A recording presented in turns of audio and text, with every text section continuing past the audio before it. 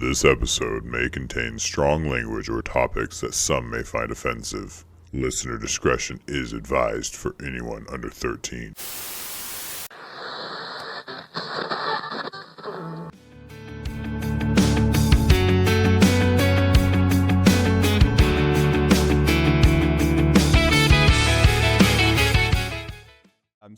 Why don't you introduce yourself, tell people where, you're from or whatever, and get going on the recording part. I've been recording this whole time, but I won't use all of it, so. So my name is Thomas. I own a company called Nature Spirit Fly Tying out of Kuski, Idaho. I've been fly fishing my whole life. I'm really into guns, do a lot of hunting stuff. I grew up in Gig Harbor, Washington, moved up to Idaho in 2018. Started getting a little more kind of motivated to be politically active after COVID, especially after seeing a lot of stuff that was going on there. Got a little more open with my prepper side to a lot more friends that I was kind of doing in secret a little more than anything. And then got onto X when Elon bought it for some of that kind of stuff. And that's when I really started getting more politically motivated on there, kind of keeping it away from my business standpoint. But yeah, I've really started pushing more into, stop sexualizing children, get more people active in outdoor activities like hunting, fishing, do your own garden stuff, become a little more self-sufficient, finding ways to kind of live cheaper, but still have everything that you want. Yeah, that's good. Yeah, we've talked about chickens a couple of times on X, and chickens, that's one of my definite favorite animals. They're a fun companion just to watch and observe, and their behaviors and characteristics and their whole group dynamic has always been interesting to me.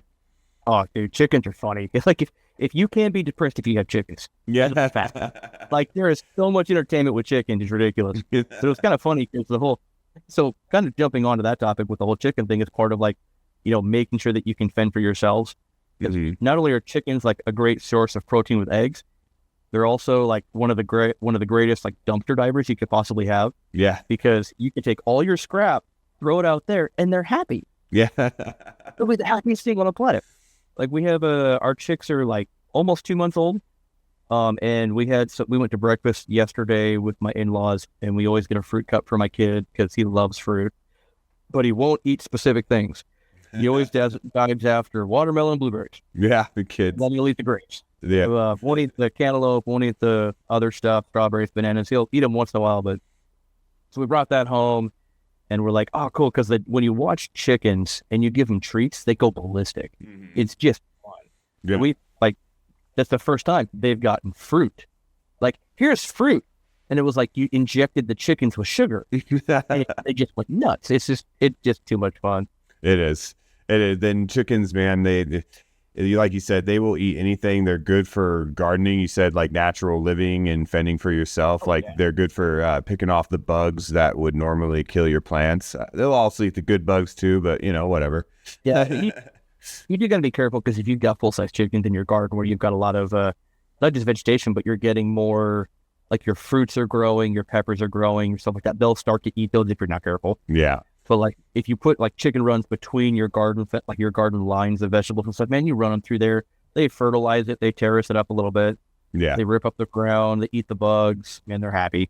Yeah, I love that. And I've always been a big advocate for teaching people, or at least encouraging people to learn, rather, to survive on their own and everything. And that's something that you were saying that you're into, that I noticed you've comment on, and I see posts about things that you do like that. So what are some things that were you always someone who was more into the survival side of living, or is that more new, or... No, so that was something that my dad raised with us. So my dad's originally from Southwest Kansas. The nearest grocery store's 25 miles away. His buddy's dad, that he could give him 322 rounds, and it'd be a literal thing of like, go shoot dinner and then come back.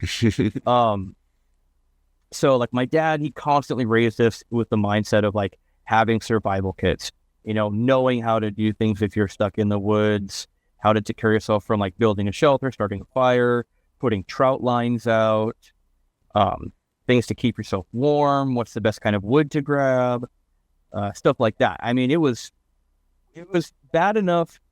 Well, I can't really say bad enough, but it was on the point where when my brother and I were kids, like we're 7 and 8, he had us in Boy Scouts. We were in there for 3 months. Right. We did and I don't know, like I like the Boy Scouts. It's a good thing that kids should. Yeah, I approve. Especially you don't have parents that are outdoorsy or that kind of mindset. Yeah, it got a bad rep for a few years, but the Boy Scouts, I can completely encourage what they do. Yeah. So what was funny was they had a camp out for the kids. So it was like the troop leaders would take the kids, they go camping in the weekend, and what they did is they built each, like they put people in pairs and they'd give them this little box of stuff. You had some fishing lines, some hooks, you had a flint, a striker, a knife, and there was like 50 feet of twine. A little mini survival and that was kit. it. That was all you had. And it was funny because my brother and I looked at each other and went, Dad doesn't give us this much stuff. So we're doing our thing, and we're up there for 2.5 hours or 3 hours or so. We have a fire going, and we've already pulled a trout out of the Cedar River next door, and we had it cooking on the fire while my brother and I were building a small shelter for us. And they're just like, what the heck? Where the heck did you learn this? Like, how can you do this? You're 7 and 8. And we're like, this is stuff our dad taught us like last summer. Right. How to use all this stuff. And next thing I know, my dad shows up like an hour and a half later, and he's picking us up to take us home. And we got kicked out of the Boy Scouts because our knowledge surpassed some of the stuff that we did of the troop leader. And he got so offended, he wouldn't let us return.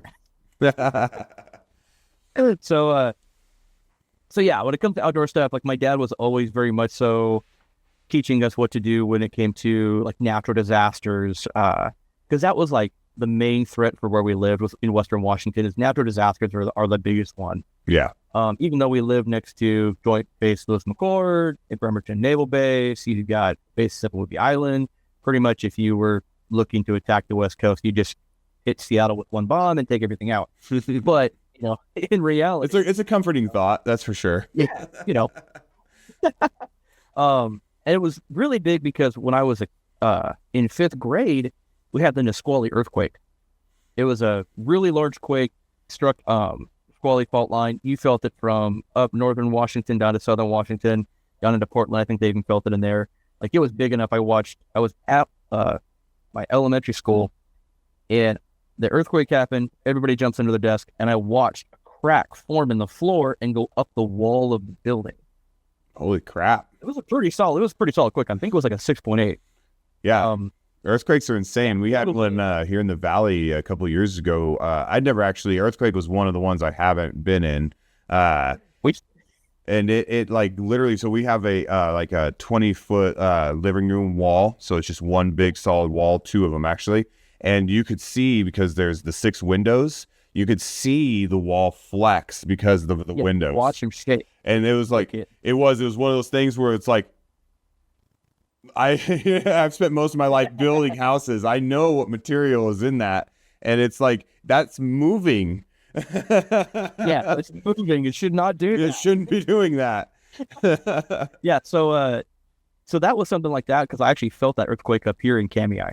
Oh, yeah, yeah. Funny, we felt it up here, and the guy I was with was a buddy of mine, and we were at a local tap room here, and the owner of the tap room is also from California. My buddy's from California. I'm from Western Washington.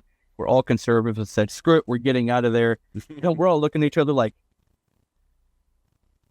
are we having an earthquake in Idaho? We're just like standing there, like watching the trucks shake back and forth. We're like, we're having an earthquake. Okay, cool. Yeah. So, can I get that beer over there? No. Yeah. I mean, it wasn't big enough to where, like, what we've felt where we're like, hey, we need to duck and cover. It was just kind of like, oh, the ground's moving. Odd.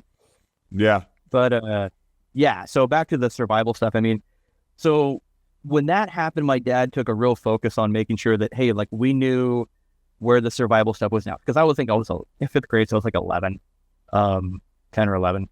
And he made sure we knew where all the survival bags were, the first aid kits. I took my first aid class when I was 11. So we were going through all that stuff. My dad got really into teaching us how to forage if we needed to. Mm-hmm. And we also worked on kind of forming our first real like escape plan if stuff got really weird. Yeah. And that's where like my dad's always been that mindset. He's, small town Kansas guy. But when you start looking into heavily dense populated areas like that, and how quick a natural disaster that in retrospect, it was a decent earthquake, actually was not as bad as it could have been, but it shut everything down. Yep. I mean, we lived across the Narrows Bridge. If people don't know, the Narrows Bridge is a 1 mile long suspension bridge that's 500 feet in the air that goes from Tacoma to Gig Harbor. It's Highway 16. It is the only main road, but it's the only bridge that crosses the main part of Puget Sound. The only one. Everything else is ferries. So when you have earthquakes like that, ferries get shut down, bridges are shut down. So you're literally looking that you'd have to do the full loop. He had to go the full loop around the South Puget Sound, which is drive all the way to Olympia, out to Hoquiam, go up, and then come back around through Belfair, and then take back roads back in to get into Gig Harbor. If you've never looked at a map of it, look at it. It's really crazy how much population and how much transport everything is based on ferries back and forth. Like that goes down, everybody's stuck.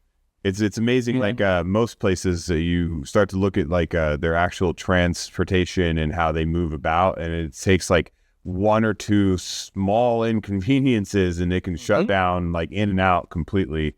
That's I guess why it's like a good premise for superhero movies where the villain takes over the entire city and is going to blow it up and stuff, because there's only like 6 ways in and out, and it's all bridges, and so you just shut the bridges down and the whole city's trapped. Boom, you're done. Yep. Yeah, exactly. Like people forget how easily how hard it is to get into a city sometimes, like traffic, this and that. It's just as hard to get out when stuff gets shut down. So we had to put it. So we lived on the Kitsap Peninsula, which is Gig Harbor, Port Orchard area, and our first thought was with my dad is like, okay, if something happens, we're not going east, we're going west. And what's out west is Hood Canal, Olympic Peninsula. We're getting away from the civilization. We're getting away from people. Right, yeah. Because he saw the panic that happened right after. Especially with that dense population. Yeah, the sad truth is people are the problem. It's not usually like the disasters usually aren't the worst part. It's the people. Yeah, it's, you got to look at it like, look what happened was it New Orleans with Katrina? Yeah. Yep. Yeah. Stuff goes south really quick. Yeah. Yeah. So having stuff prepared is always a good plan. So we really got heavy into that, especially through teenage years, just kind of built onto it and did more and more. We do like minimalist camping, that kind of stuff. Like we were going to go fly fishing on the rivers on the OP, but we would take like the minimal amount of stuff that we needed to like actually do the camping. So we knew like what we could use, like how to take like one tool and use it 6 different ways. Right. Yeah. Things like that. Yeah. Things that people usually don't think about. Yeah. Give me a mini shovel, man. That's what I tell people. I'm like, I always pack a mini shovel in my vehicle because they've saved my day so many times. I've got one of those, the military foldable ones. Mm-hmm. Yep. That screw together. That's what I've got in mind. Yeah. It's ridiculous not to, and it's so ridiculous not to that I always have one until last year when I was up in the mountains. It was right at the end of like winter for sure, beginning of summer actually. But we come around a corner and we're just in the little SUV. It's a little Ford, and we come around a corner and it's just snow for like, I don't know, 100 yards, right? And so we start to go down, and I'm like, nope. And right as I say nope, it like slides and sinks. And I'm like, it's all right. I always have a shovel because I'm prepared. And sure enough, it wasn't in the back. I had not put the shovel in the back. I had the machete. I had the saw. I had everything else that I bring. but not the little shovel. So I ended up digging us out with my hands, which was a good exercise for them. Dangerous. That's dangerous because if you're not careful, that's frostbite. Oh yeah. If it was not if it was actually cold weather and not like really nice and stuff, I wouldn't have done it. But yeah. Yeah, it's like, 50, 60 degrees. You can like tuck your hands in your armpits for a few minutes, warm it up, keep going. Oh yeah, no, it was actually like 75 and 80 and stuff up there, but it was just like that one corner that's always in the shade, So It was just cold. Finally, actually, I only got like the front tires like dug out, and then someone came and they had a mini shovel, and so we were laughing about my ineptitude. So, Yeah. Because you live near where I grew up. I went to high school in Kamiah. The Rams. Or you were Rams or Bears? Cubs. Yeah. And then who's the Rams? The Rams is Rams of Clearwater Valley. Yeah, CV. Yep. Okay. I grew up though in Elk City. If you know where that is. I do. Yeah. So and part of Elk City's education is you have to take hunter safety survival classes and stuff like that. It's just part of growing up there as it is, because it is so far out. We would have weeks on end where we would have no water or electricity sometimes just because of a snowstorm. So yeah, if you didn't have generators or whatever, like you were having to know how to cook on a fire out in your front yard while there was a snow blizzard. So that was part of it. You've got a wood stove that's got no secondary top cover it's got one that you can take off, and then you can actually cook on top of it, or at least boil soup and that kind of stuff. Yeah, ours had ours in our house because we up there is no like central air heating, so the top of it had a thing welded on it that brought it to a flat surface. So if it was cold and the power and everything went out, we could actually still cook on the top of our wood stove. So firewood was life growing up in Elk City. Oh yeah, and that's one thing people don't understand too is when you have like natural disasters or that kind of stuff. We're even looking back at 2020 when people now it's after COVID during the so-called like summer of love thing, and just how quick things can change in a blink of an eye. Yeah. So, but to stick on the natural disaster topic part of it, because that's where I try to tell people like, hey, if you need a reason to prep or need a reason to like learn how to survive and keep stuff on hand, here's the number one thing you experience every single year. And people don't realize it. Like, every single year you experience some type of weather phenomenon that's extreme, something on that realm that puts in a natural disaster aspect where you're talking blizzards, windstorms, flooding, fires. You experience one of those at least every year. Yeah. No matter where you live in this country. Yeah, exactly. So, and where we're at, I'm up, where I'm at up in Kamiah. Mm-hmm. You can have 3 feet of snow on the ground, and then it warm up to 60 degrees and rain. And next thing you know, the Clearwater is flowing at 70,000 feet per second. Yeah. Yeah. There's that valley can have some of the hottest temperatures there are, like in Idaho, and it can also flood like the day before, and then snow again the next day, and then the day later it's fire season, so everything's shut down, one route in and one route out. Yeah, it's kind of a chaotic little valley, man.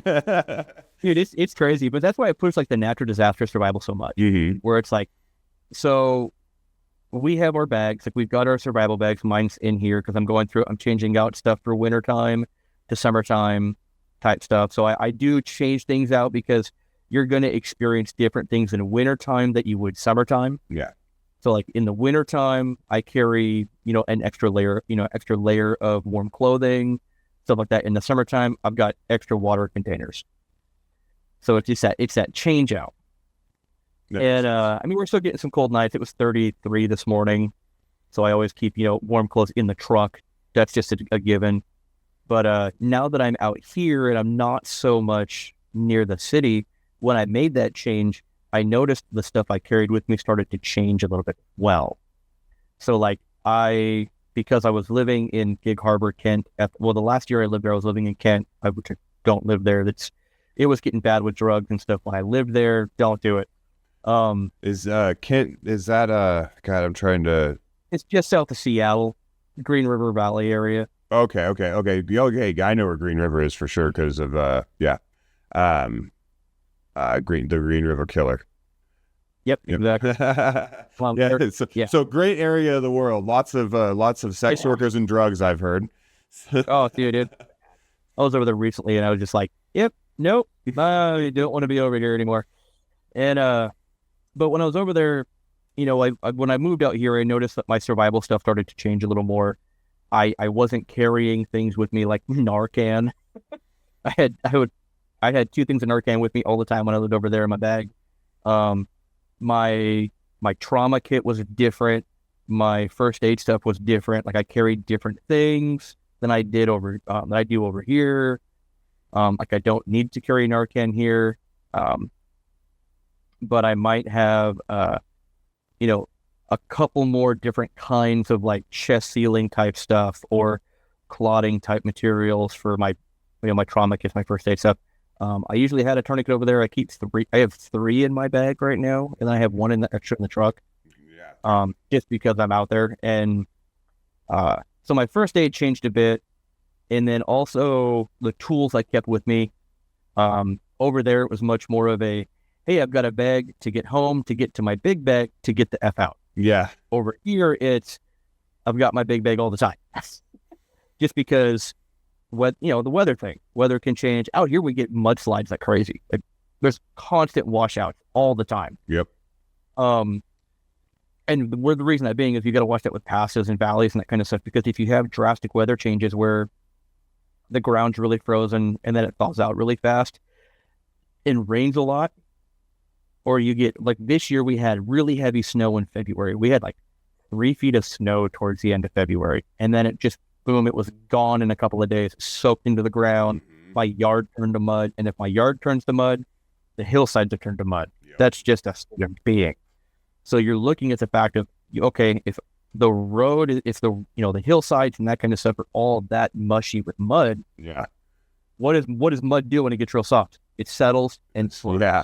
You get landslides everywhere. Yeah, the hillsides literally next to the road in that area literally cry. Like they just constantly weep water during springtime. It's actually crazy to see when you're driving like from Kamei to Kuski to Stites and then like beyond if you're heading up further. Like you look to the left of you the whole time and you'll see just water just pouring off because it's so constantly. Yeah, you don't want to set up camp there, people. Like if you're watching this, like just look around and look around at your surroundings. If you see where there's a history of some sort of trauma and it looks repetitive, stay away. Yeah, like if you see scar, like it literally looks like someone took a spoon and dug it through the ice cream. Mm-hmm. It literally looks like that. Don't camp there. Yeah. That's a slide zone constantly. Right. You might think, hey, it's like a free little house or something, but no, just don't. Yeah, don't do it. But yeah, so I carry stuff where it's in my bag all the time.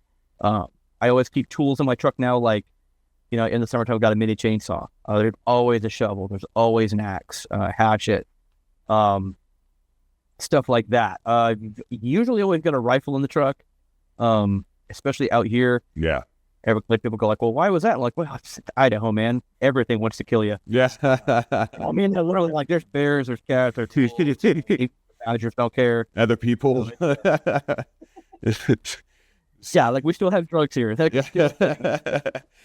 it's more for me. It was always late night bar feuds or something, or just just being in the wrong place at the wrong time around someone who's had a few too many to drink. Eating. Yeah, it's funny because people think, well, I moved to the country to get away from it. I'm like, well, you just don't see as much of it. You just start knowing, okay, there's Jim, there's Bob, and there's Teresa, and those 3 are the problem in town. So just stay away from them, and you're fine. Yeah, the only difference between drama in the city and drama in the country is drama in the city, whoever you fought with, you might never see again afterwards. But we know in the country, the drama you have with someone, you're going to end up seeing them a couple days later at the grocery store. So you got to at least be a little bit more peaceful. Yeah, everybody's been talking about it. Yep. That's so true. So when you're living in the small town when it comes to survival stuff, I mean, I went from like having a little bag to just having an actual, like I went and got military surplus type stuff so I could actually have a sizable bag. So I've got like 30 pounds of gear in my truck that are with me all the time. Yeah, it's just So smart. and usually an extra at least a 5-gallon gas tank full of gas. That's a good idea too. So we try to keep expected. And that's the number one thing people forget, like when it comes to natural disaster stuff is, cities are always the focus point for everyone to go to first, especially when it comes to fixing things. And why? Because that's the highest general piece of population. That's where the majority of your e-commerce is. So what's the state want to do? They want to get business up and running fast as possible. They're not going to care about you if you're way out in the sticks for a couple of weeks until everything's fixed. Right. North Carolina taught us that one. Yeah. Just this last year, look at that out. Yeah. You're out there.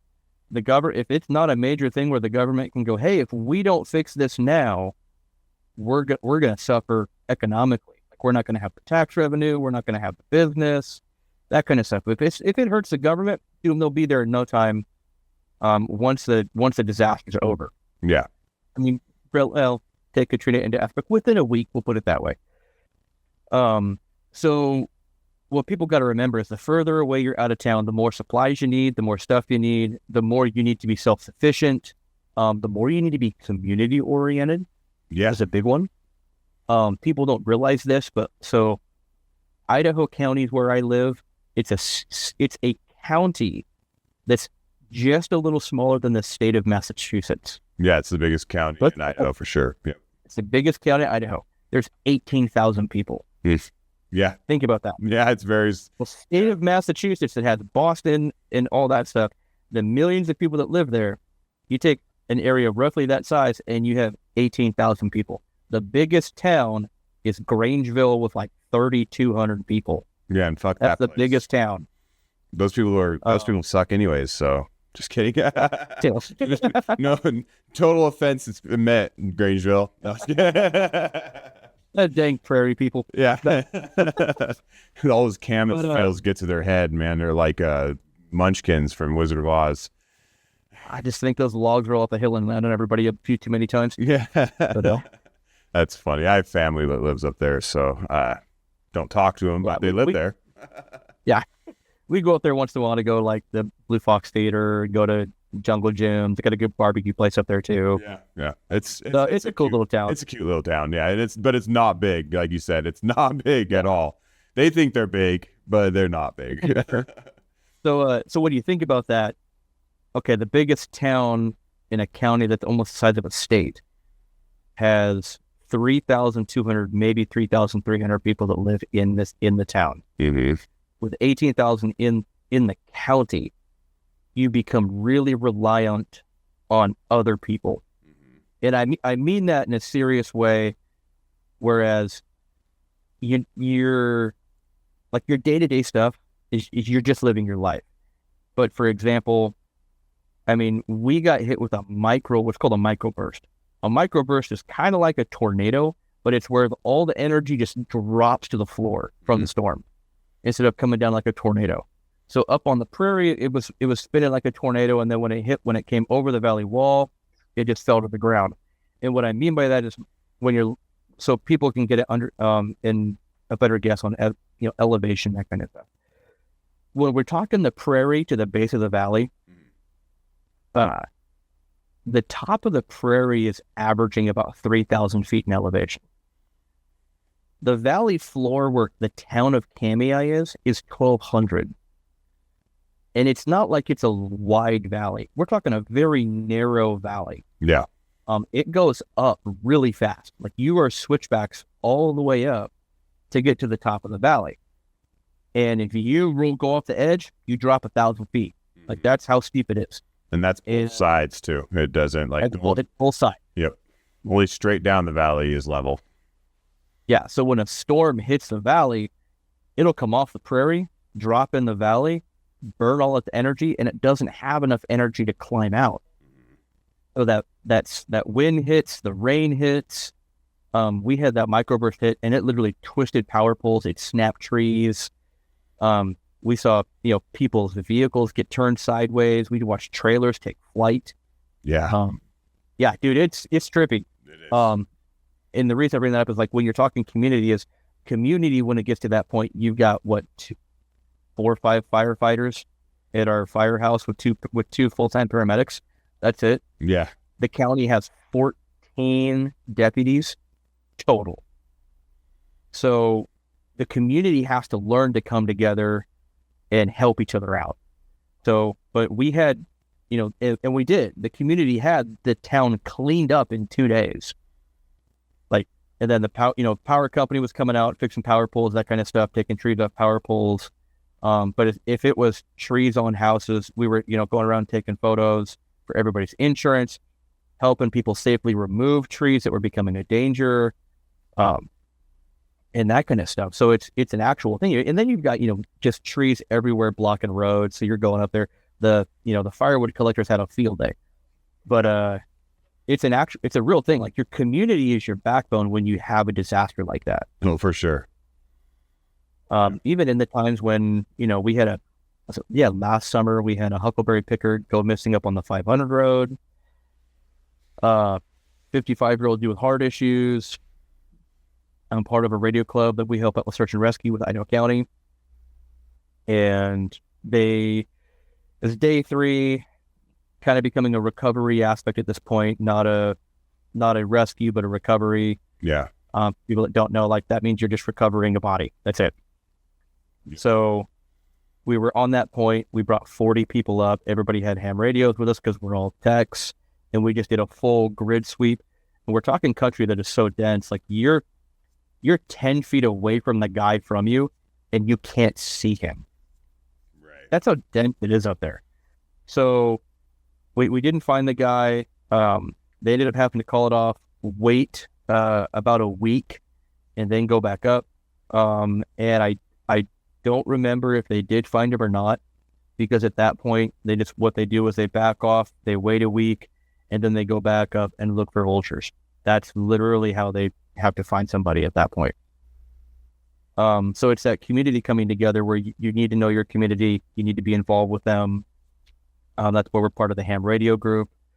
And we're trying to build more community aspect, like with the fly tying stuff, get more people together and bridge that component with it too. Because, I mean, my neighborhood right here, when it gets into the, not so much the natural disaster prepping side of it, but also the self-sufficiency. Everybody's got gardens. Yeah. Everyone. And it's not like, oh, I've got a 200 square feet of growing space. I'm like, my garden's 1,200 square feet. Yeah. Yeah, so it's like, it's not small, it's not massive, but what we do is we grow like high yield vegetables. Right. So we're growing like beans, tomatoes, potatoes, radishes, beets. We do the greens off those. We do all kinds of peppers, lots of squash, mixture of winter and summer squash. Things you can. Yeah, things you can, the big one, or freeze. Yep. And if you can't, dehydrating stuff is awesome. Like we usually do about 20 tomato plants of just cherry tomatoes. Which you have to think, that's a lot of cherry tomatoes. It's a lot of yield. Yeah. What we do is we quarter them and we dehydrate them. Yeah. So we get 2 dehydrators. We're constantly running them. You're basically getting fresh, basically like a sun-dried tomato. That's what you're getting. Yeah. So we use that. And what's great about that is we can dump it in stews. We can put it in biscuits. We can put it in meatloaf, all that kind of stuff. So it's knowing how to preserve your food as well as grow it on the side of it. Like freeze drying is great. Not everybody can afford a freeze dryer. Right. But if you don't have a lot of electricity and a good water source, it ain't going to do you any good. Right. That's true. So like I can run my dehydrators on a couple solar panels. So yeah, I'm a big fan of canning and cellars. cellars are awesome. We're looking at building one. We're just looking at where to build it because we have a underground spring that flows through our property. Yep. So our soil becomes mud every spring. That makes sense. Yeah. No, when I lived there, I lived up on the top of the Hog's Back.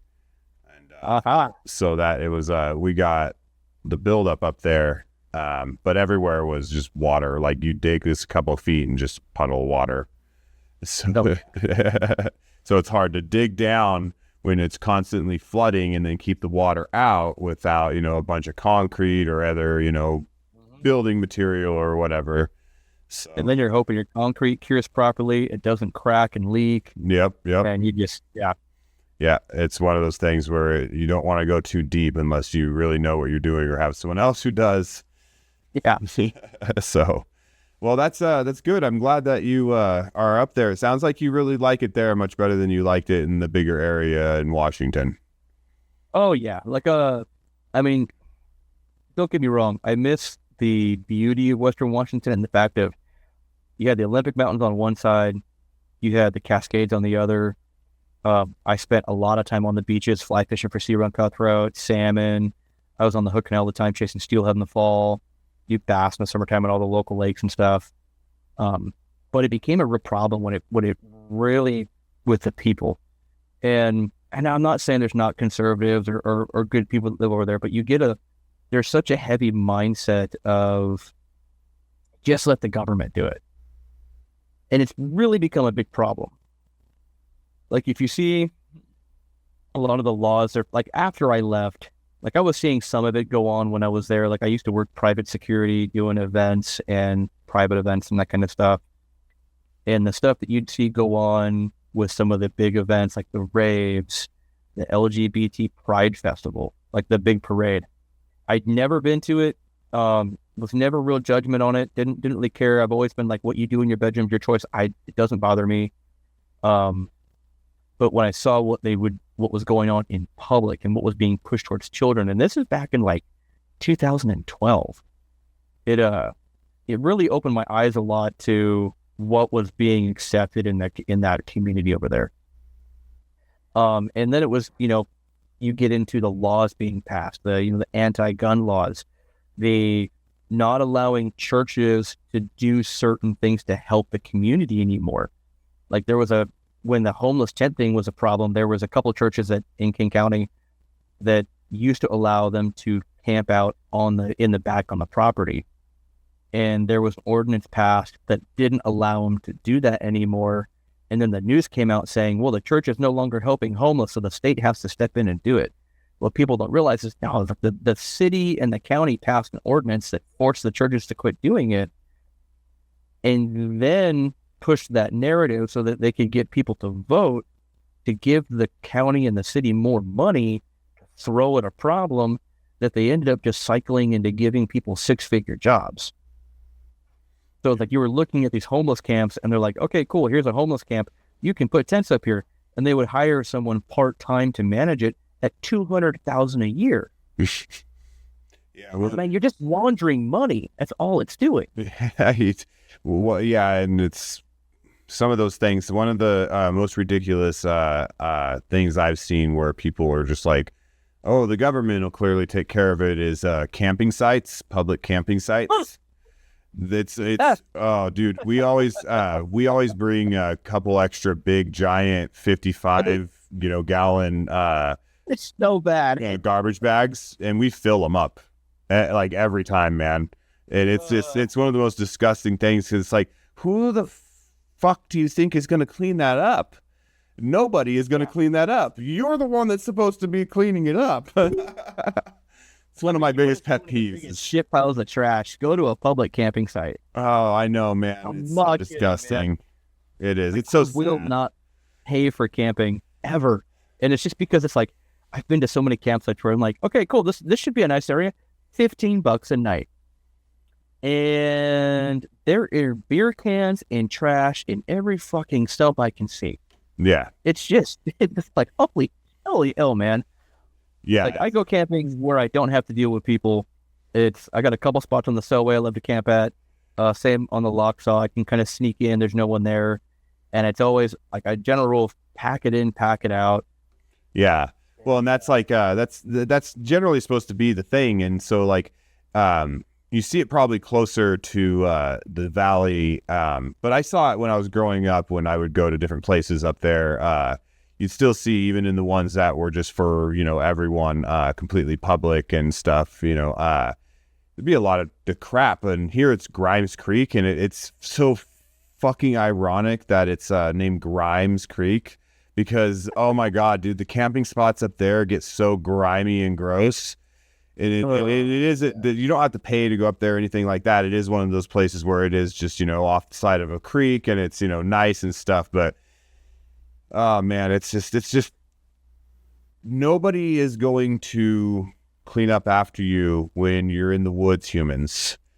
Take a garbage bag with you when you go camping and just clean up after your damn self. It's not hard. Yeah, it's not that hard. I mean, the cool thing about being where we're at, or where I'm at up here at least, is if you clean up after yourself and you've got a bag of trash, there are dumpster sites everywhere. You can stop at, throw your trash in.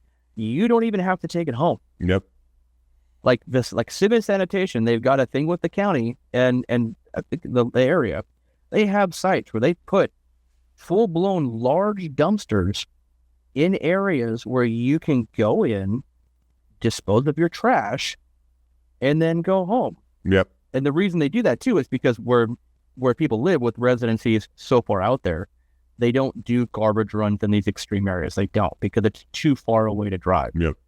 So what they do is they just put these dump sites out there where the community goes. That's where they take all their dump, and then they just come pick it up like once or twice a week. Yep. There's one at the bottom of Hog's Back. Yep. There's also one at bottom of the Hog's Back, Beaver Slide. Yeah. Yep.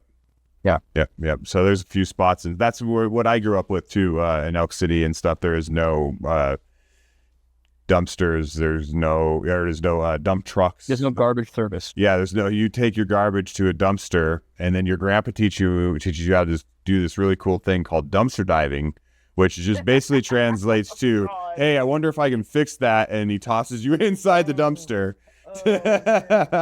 My wife and I were laughing about that today because we got stuck behind a guy that just got done doing that, leaving that exact dumpster site at the base of Beaver Slide. And he's coming out. He's got a big flatbed. He's got a bunch of trash on there, and he's got a couple bikes that were really beaten up, and a box of ribbon falls off his truck. None of it's strapped down. And he's going 45 miles an hour down the road, and it just hits my truck right in the grill. And I'm like, are you kidding me? Like, I'm dodging stuff off his truck. I'm like, where's the deputy when you need one to pull somebody over for nothing? Oh, I always think that when I get passed in a 40 by someone going 80, but then the next time I'm doing 43 in that, I'll get pulled over and get a ticket for 43. I'm like, God dang it. Seriously? Just the other guy. It's the other guy. But that it goes back into the conversation too. Like, when I left Washington, it was because, part of that was trash was everywhere. Like, the trash was everywhere. You were seeing people defecating on the street. You had needles everywhere. Yeah. It had, where I worked, and I actually lived at the warehouse the last 8 months I was in Washington. I actually was living at the warehouse I was working at because I couldn't afford rent. I didn't make a lot of money, but I was trying to manage the business for a guy who was in hospice care. His wife was trying to sell it. So they were letting me stay there for an extra 20 hours of work a week. I could stay there, no, nothing. Plus, it provided security with what was going on. There were 2 different times I woke up and had my 357 in my hand, walked outside, heard somebody yell, and looked up, and there's a dude on drugs wrapped up in the razor wire at the top of the fence. So it's like, okay, cool. I'll get a call 911, and I don't get to go back to bed now. That's the kind of stuff that it was dealing with over there. So what happened was the company, this is kind of funny. The company I now own came over and bought the company I was managing and moved me to Idaho, which was funny because I would come and swing flies on the Clearwater for steelhead every fall and do the spay clave with the fly shop that was out here. So I knew where they were located, knew the river, and I was like, wait a minute, you want to move me to one of my favorite places in the world to go fishing? Well, I'm homeless living at the warehouse, so I'm packed. Right. So I want to float in the U-Haul and go with you. So I ended up doing that, moving out here due to that. And then my dad came along as well. So most of my family moved out. And yeah, so living out here, it's so much nicer. Still got to deal with dumpster divers no matter where you go. It's awful life. The only difference is over there, they're just doing it for looking for cans and food. Over here, they're looking at what they can sell at the local farmer's market. Yeah. But yeah, so it's much nicer out here, especially when you're looking at some of the laws that were passed by Washington recently. I think in the last couple of years, they've passed the one law that really made me cringe and like really start pushing me to get my friends that had kids to get out of the state. And this is kind of really where I've really stepped up a lot on going after the, keep sex away from kids, stop trying to do the trans kid thing. It's, you're destroying the lives of just this little kid. I'm not talking like 16, 17, 18. I'm like, they're doing it to 5 and 6-year-olds. The state passed a law where if a school, like if a teacher, a counselor, or someone thinks your kid is trans and they get them to start doing it at school, the school can then go to the parents and go, well, your kid is now trans or non-binary and identifies as something else. You have to abide by what your kid identifies as. And if you don't, the state will come in and then remove your child from your custody. So that's a big problem with me because, I'm a dad, you're a dad. It's like saying, hey, your kid thinks he's a cat. If you don't enforce that, let him use a litter box and let him wear ears and eat out of a cat bowl. If you don't allow him to do that at home, we're going to remove your kid from your custody and let him do it somewhere else. And they're 7. So like that's a big issue for me. So that's been a real push of mine lately, just because I'm like, I really don't like pedophilia. I hate the sexualization of children. I hate that they're pushing porn on kids. And so that was a big emphasis. I'm really happy I don't live there anymore, but I've been pushing for people. Like it's to a point now, if that's getting passed and the state's, a parental rights bill was voted on and passed by people, and then the state came in and went, no, we don't agree, so we're just going to remove it. And now you still have to do it. So it's like you're no longer living in a democracy at that point or a republic. You're living by what the government tells you can do. Like, hey, we'll let you think you can do it, but we're just going to remove it anyways. Yeah, I've never been a big fan of any government telling me what I can and can't do. It's probably where I grew up, honestly. A little bit of that. A little bit of government can go fuck themselves is a little bit what I grew up in the mentality of. We had a long stretch in Elk City where there wasn't even a cop. So, I mean, the town just governed itself more or less. And oh, yeah, quite honestly, it didn't do necessarily great, but it didn't do as bad as one might think. So yeah, you'd be surprised when you have a community that polices itself. Oh, actually, kind of on the lower end of crime, there actually is. Yeah, I mean, you'll still have issues and stuff, but it's not some unruly place. Well, some level of street justice, I think, is justified to use a little play on words. But I definitely can see where there's times where, for instance, if somebody threatens me to the point where I'm physically afraid enough and I do use force to protect myself, like, I think that's justified. That's quote unquote street justice to some people, but I don't care. And there's people in this country, in this world, who think that's, barbaric. And I understand where they think that's barbaric. But I think some individuals have this really messed up perception of reality as if it's going to be just eventually clean to the point where everyone's perfectly the way that individual imagines they're going to be. And that's never been the world we've lived in, not once. And so as a result, I carry weapons because you never know what you're going to get when you have someone knocking on your door at night. So yeah, I'm a big proponent of firearms. I carry every day. I'm in the same mindset you were on that factor of.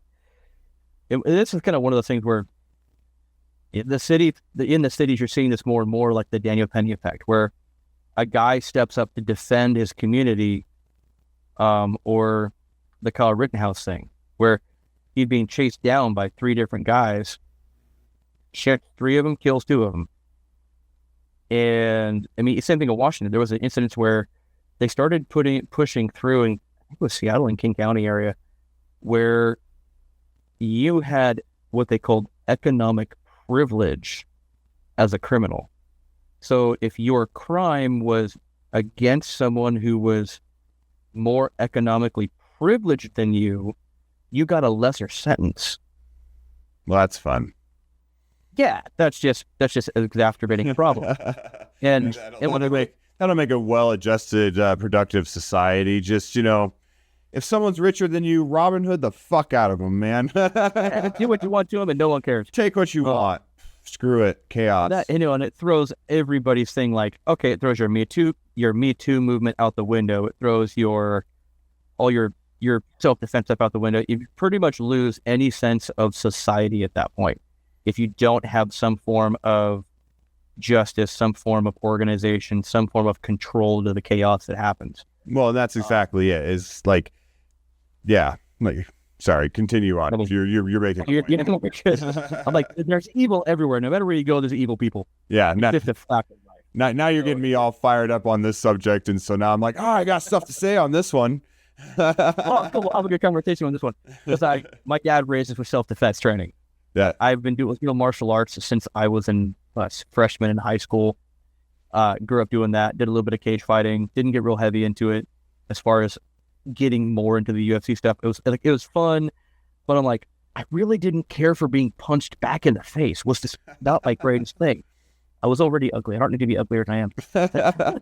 I just used to get my ass whipped a lot. That's how I learned how to fight. So, yeah, my grandfather was a martial arts instructor, so it was like just went down the line of the family. We grew up with it, and then we got more into Taekwondo, Jiu-Jitsu, Muay Thai as I got older.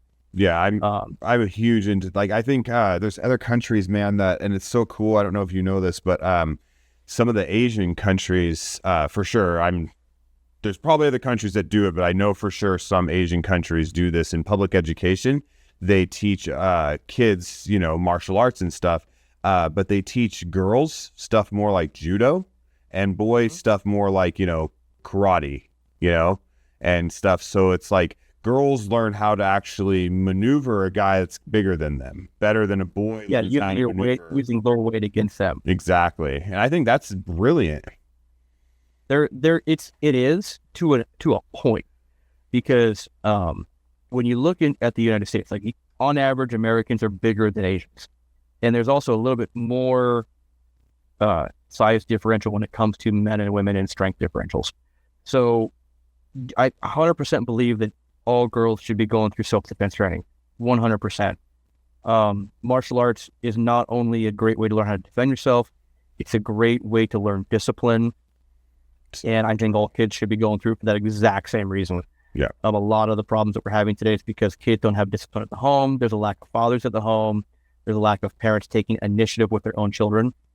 And wanting to be a parent, they want to be too much of the I'm my kid's best friend, not their teacher, instructor, and protector. Yeah. So there's a big swap where that happened in the last 2 generations. Where I really think more girls should be teaching with the judo stuff is also pressure points are important. Hitting people in the correct location. Because, when you put a 5'5" girl that weighs 130 pounds against a guy who's 6 foot 200, if she punches him in the face, he's going to just rear back and knock her out with one swing. Yeah. But if you smack a guy in the Adam's apple, sorry, that's going to hurt. You're going to, it's going to stop. It's going to make a guy stop and think for a second, which can give you that split second to take off and get out of there. I'm also a big proponent in women need to carry weapons. Yeah. It's just a factor. I don't care if it's pepper spray, mace, a knife, whatever. They even make these like little plastic dagger things that look like a little kitty cat that you can put on your keychain. And it's actually designed, you put 2 fingers in there, and when you thrust that into a dude, you thrust it and twist it as hard as you can to break them. And that dude's now got broken pieces of plastic that when he's running, that's just grinding away and it's going to hurt, period. Yeah, things like that. And then, of course, firearms. Firearms are a big one. My wife carries a .380 every day with extra mags. When she got the pistol, I was like, hey, before you even carry that, we're putting 100 rounds through it in one day. And she did. And we go shoot now and then. and she's a pretty good little shot. And but yeah, I'm a big proponent. And if the best advantage that anyone can have when it comes to self-defense is having a bigger advantage than the other guy, and that usually means carrying a firearm, carrying a weapon, carrying something that's going to give you that next step up over the person that's attacking you. Well, yeah, I do believe guns are the great equalizer. I don't remember who said that. I'm gonna have to remember that quote, but and it's so true. There's nothing else that's been invented that can give, you know, an 8-year-old little girl a chance to defend herself against a very cruel adult man, besides a gun. And I'll keep that analogy forever because it's incredibly accurate, and it's happened. You know, people have had to defend themselves against, you know, drunken, you know, family members or, you know, even strangers and those situations. And so it's angry drunk neighbor that walks down the wrong driveway. Exactly. You know, and so I've never seen a problem with it. The problem I see with weapons in general is people's lack of knowledge on how to use them. You know, lack of training. Yep, lack of training. It's just a lack of understanding. And that's where, like, even with me, like I've got a 2.5-year-old and a, you know, almost 6-month-old. So my kids have been shooting. Like my 2.5-year-old has been shooting with me. Like I'm not just like the worst thing you can do as a gun owner, especially and with being a father as well, is try to hide things from your children. Like that, like a firearm. Hiding firearm from your children is the dumbest thing on the planet because that creates curiosity. And what happens with curiosity, well, we all know the story of that one, curiosity what kills a cat. Yeah. And that's where the mass majority of these incidences where a kid shoots his brother or shoots himself playing with a gun is because the parents have constantly gone, no, no, no, no, no, and they constantly try to hide them. Well, you're just playing a game of hide and seek with your kids at that point. Now, having them locked away in a safe is a good idea. Having them locked away with mechanisms where the kids can't access them, sure, you need to be doing that. If mine are sitting out, like I've got my shotgun here, I got my lever gun behind me and an AR, you know, back here, plus there's a pistol up there. The pistol up there is loaded. He can't reach that. But every firearm that's in my gun room that's at level is unloaded. He also can't access his room too. But if we have firearms in the house for protective purposes, which everybody that's a gun owner knows this, you keep them out of kids' levels. Like my safe is 6 feet tall. I've got a 40 on the top of the safe, right next to the front door. It's fully loaded, chambered. Kids can't reach it. My wife and I are the only ones who can get to it. But we're not hiding our kids from guns or guns from our kids. Right. In the aspect of we're raising them around them. If we go shooting at our local gravel pit, we've got baby ears. Kid goes with us. We're raising him around guns being shot, teaching him from the get-go the 4 basic safety rules because we're not sitting here going, this is how you hold the gun. He's learning from watching. Right. Like monkey see, monkey do with kids and guns. Mm-hmm. So if you treat the guns with respect, you treat them how they're supposed to be treated, your kids will learn that from just watching. And then when they're, you know, 5, 6, 7, and you're getting them into actually shooting guns, they've already got some of that instilled in them from watching you. Yep. And hunting helps teach the absolute nature of what happens when you pull a trigger too, I found. Mm-hmm. That's a fact. You know, because... Yeah, my kids will definitely learn to go hunting. Yeah, because you learn that it's not just like on TV where, they pulled the trigger and that guy went down, but then he's in another movie later. No, It's not like that. No, you pull that trigger and it goes through certain body parts and vital organs, and it's nights out for that individual. It's done. And so exactly. That's a respect that I think everyone should learn for firearms, period. The same fear that certain people in our world want to preach about firearms is a fear I agree with. You should be afraid of them. Teach your kids to be afraid of them, but in that fear, have respect. And that respect goes a lot further than just unadulterated blind fear, which does nothing. Exactly. Yeah, there's having the respect and responsibility that goes along with it that a lot of people are missing. Right. And you see it in the cities a lot too, where, you know, you get a lot of the gang culture and that kind of stuff, where you got, 7 or 8, teenagers shaking guns at a TV or at the camera for clicks and to, be impressive and that kind of crap. And I love it when those idiots accidentally shoot themselves. Oh, dude, my favorite one was the guy's pulling an AR pistol out of his pants and lights a round off. Doesn't shoot himself, but he just slowly brings it up, and you just see like this 8-inch line through his pants that followed his femoral artery. Or you're just like, I think God touched your shoulder that day, buddy. Yeah, that's it's one of those moments where maybe you should stop fucking around because you will eventually find out, man. Oh, that's a fact. It's so. Hey, I would love to have you on again, and we can talk more about this stuff. I'd love to see if you wanted to show the audience how to tie a couple of flies, if you wanted to, or something sometime. So the best way to do that one is actually, so fly tying itself is it is an art form. It's a lot of fun. It's a way of creating your own lures and that kind of stuff. You can do stuff that's super simple to stuff that's extremely drastic. Next time, we'll definitely do that because then I can actually have stuff set up for it. Sweet. Because then I can actually pull out like, hey, I have this material to go this and actually tie a specific flies, that kind of stuff. Because I mean, I've got stuff up here from like this. It's kind of funny because I was putting on my headset phones and actually pulled this guy out of the earpiece, which is a little scud. I was like, oh, that would not be fun. I don't need another piercing. No. Yeah, it's like from that to, more flashy streamer stuff like this or crop that. Yeah. And then I do a lot of pike fishing too. So I go to Coeur d'Alene and Hayden a lot. So like over here getting dived up for those guys. So I've got, bigger Dahlberg divers. This whole head is spun out of deer hair, trimmed out, different feathers and furs going back. And then even some of these gargantuan, like articulated guys. That is seriously fancy work, man. So, and I'm throwing stuff like this because I want movement, I want length, I want girth. I'm not fishing for like a 12-inch trout. I'm fishing for like a 20 to 30-inch pike. Right. Yeah. Then you're predators at that point. Yeah. Pikes are assholes. And they're full of that tastes so good. Yeah, they are. They're one of my favorite foods. I love that they're like clear meat. I love that when you cook any food that's clear before you cook it. I love it. Yeah, but even then, I mean, it goes into doing all kinds of small dry flies, cripples, that kind of stuff. It's a real aspect. It's a lot of fun. So kind of to dive into the business part of things a little bit.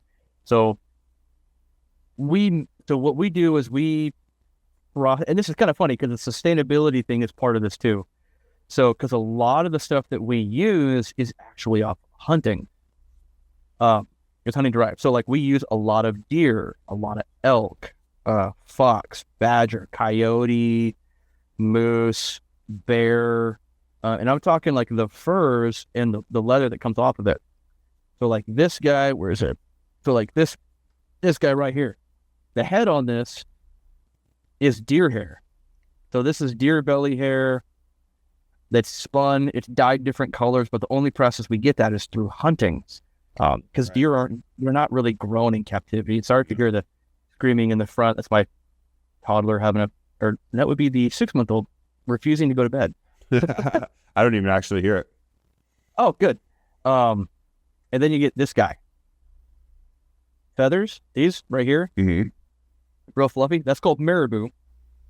That actually is a byproduct from our Thanksgiving turkeys. Oh, wow.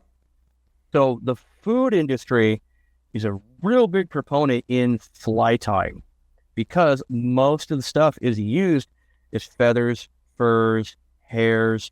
Like this guy's got a full head of synthetics on there. There are, we do use a lot of synthetics, but, pheasant hunting, these are all pheasant tails. Oh, wow. That we dye. Like when we go through probably, I don't know, 15 to 20,000 tails a year. Wow. Like, so we go through a lot. When it comes to deer and elk, I'm actually on the road during hunting season collecting deer and elk hides. I've got a fur broker I deal with. I help him collect, and then I unload his trailer, help him go through stuff. And he gives me first dib off what I bring in, and I'm sitting there and I'm literally hand checking every hide for quality of hair. It's messy. It smells. I'm covered in blood. If the hides have been sitting out too long, I'm covered in maggots. It's gross, but I mean, it pays the bills. Yeah. So, well, and it reuses something too. That's my biggest pet peeve with anything is I hate wasteful crap. Like I grew up, you use all of the animal you kill. You don't just use the meat or whatever, you use every bit of it. Even the dogs get the goddamn bones. Yeah. It's really sticky, and we cut the hair into this. Yeah. Which is a 2x2 inch piece that's graded out. This was a scrap piece from work that wasn't quite a grade of anything, but I use it myself for small caddis and that kind of stuff. So, but doing that kind of stuff, yeah, we're using more of the animal than people think, especially when it comes to hunting. And if we didn't have hunting, we wouldn't have fly tying. Mm-hmm. So that's why another part of it, I'm very pro 2A, not just on the stance side of you should defend yourself. I believe that you should be able to have the same equipment that you can have in the military as a civilian, because that's what the Second Amendment states. The right shall not be infringed, but it is the best tool for self-sustainability. So in self-sustainability through hunting. So with that, we have all of our pheasant tails, we have trapping that we get a lot of stuff from, and we take all of that after it's processed and tanned or plucked or however we need to process it. We dye it different colors. And we dye some stuff a handful of colors, and we dye some stuff close to 100 different colors.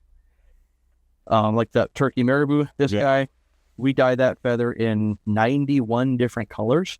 Wow. And overall, with every color that we dye close to 160 different colors.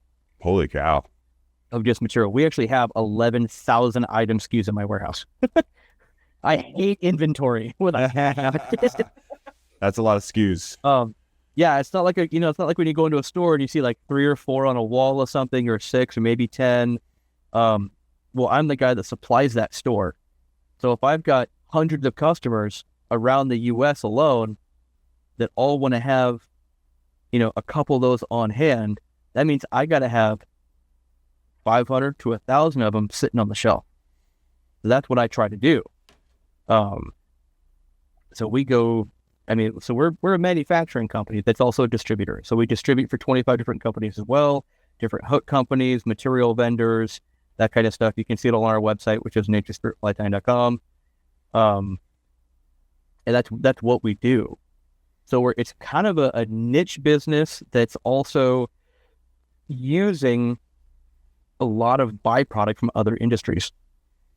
That's one of the things I love about the business is we're making sure things are getting used. So on that point of it too, one of the biggest pet peeves that we've been dealing with, I was actually in 11 different meetings last year with senators and representatives from a couple different states because they keep trying to push fur bans in Washington, Oregon, Illinois. They already passed one in California. They tried to do one in New York, Rhode Island, Connecticut, where what they're doing is they're saying it's for the clothing industry, which is a joke. Because not very many people actually wear true fur, like leather, like fur jackets. It's starting to come back more because people are starting to realize that the synthetic industry is really a joke. This whole, I'm going to be and I'm going to be animal rights, I'm going to be no cruelty to animal type stuff. I'm like, if you're using it for food, it's already dead, it's already there. And in a lot of aspects, when it comes to wolves, you don't even have to kill the animal because they get sheared every 6 months to a year. Yeah. So, being that big byproduct part of it, we're seeing some of that, which has been really disturbing on the side of like they're trying to outlaw us even being able to sell a piece of deer hair from a hunted animal into a state. Yeah, because if they make it illegal there, then you can't import the deer hair in, and it's like, what is the grand hope of things? It's once again, it goes back to this like absolute purist ideology or something where we're going to make the world this perfect place or something, and it's just not going to fucking happen. People enjoy hunting, people eat the food that they hunt, and if you can make the whole animal useful, well, hell, that's better than the food industry.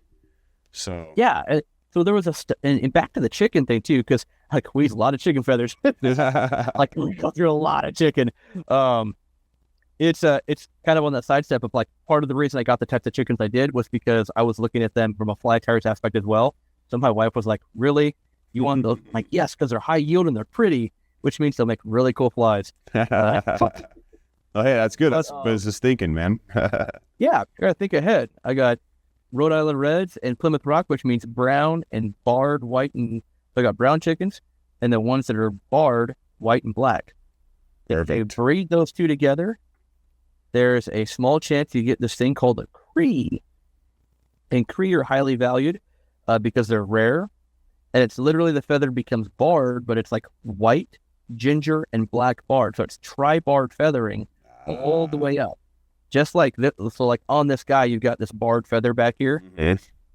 So that would be off of a barred Plymouth or something like on that style of chicken, where you're taking that and you're getting it to where it's at 2 bars, it's got 3 bars of different colors.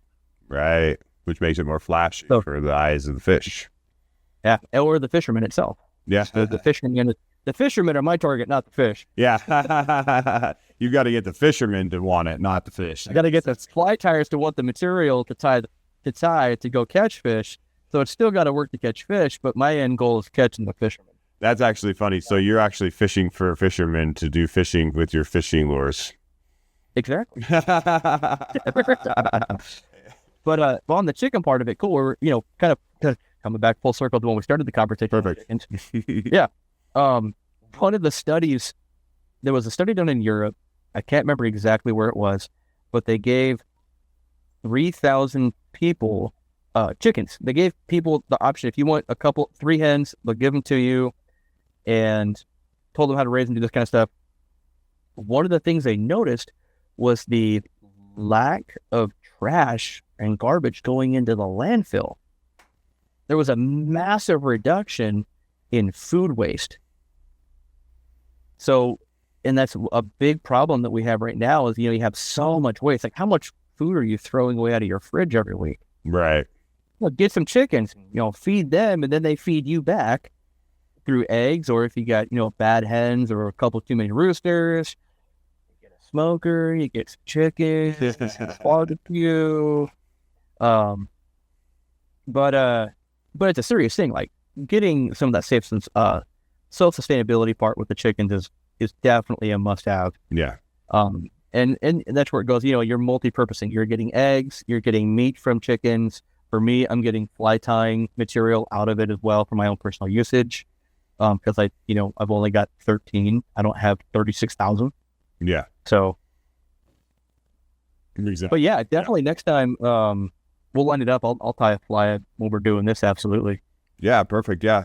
And if I'm gonna need to make it up there, I have someone to come visit about some guns eventually. Anyways, so you might stop by and make an appointment with you and do some in-person fly tying and stuff. So yeah, that'd be cool, man. Yeah, absolutely. Well, I appreciate you coming on the show and everything. It's been awesome having you. We definitely learned a lot, and hopefully the audience learned a lot, which is the important part. Yeah, a lot of back and forth, a lot of jumping around, but yeah, it was a good conversation. I'm going to stop the recording here. All right. So there.